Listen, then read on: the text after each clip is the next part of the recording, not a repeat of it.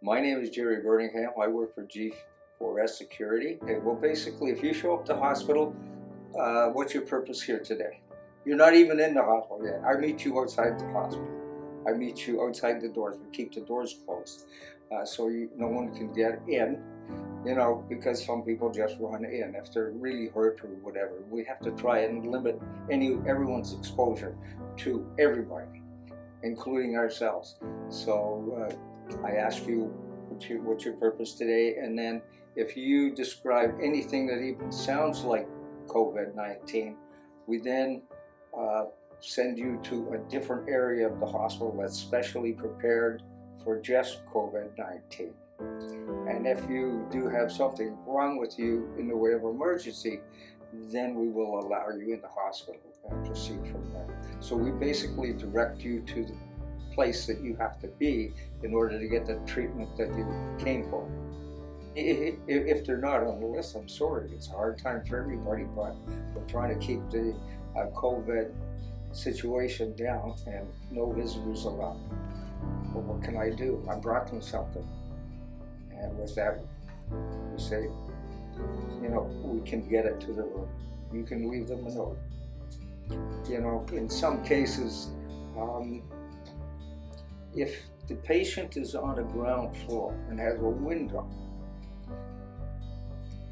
they will go outside the window and phone and talk to them. But they're not allowed in. Code White is a violent person. They end up in handcuffs, usually end up in restraint bed. At times, if it's a really out-of-hand situation, we get the police involved as well. Sometimes we're dealing with mental patients. Sometimes we're dealing with people that are high on drugs. Sometimes we're dealing with Alzheimer's. A code white would be the guards that would be the first to react. Sometimes the doctors will get involved.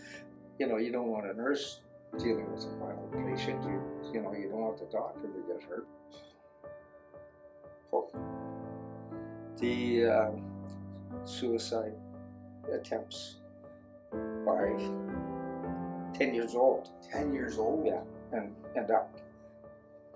A very, very high percentage they're mostly under 20 every day. There's somebody. Now, sometimes they're brought in by the police. Those ones are brought in by the police, but then we take over at some point in time. I was involved in a shooting at the hospital a couple of weeks ago, and this white car pulled up. It was a white Honda, and they come racing through the emergency driveway and stopped at the ambulance entrance. I see this guy come out the passenger side door, and he's stumbling and everything else. And then the car just pulls away. So with that, I went out and got the patient, and he was stumbling, so I helped him back into the emergency entrance. And at that time, he says, I'm shot, I'm shot, I'm shot. 3 times he said it. So I said, okay, we'll forget about any questions on COVID-19. We know that's not in the rule book right now. So I said, okay, we'll get you a wheelchair, we'll get you, you know, you're gonna have to wear the mask, you're gonna have to get your hands sanitized. And at that point, I put him in the wheelchair, sanitized his hands, and took him into the ER.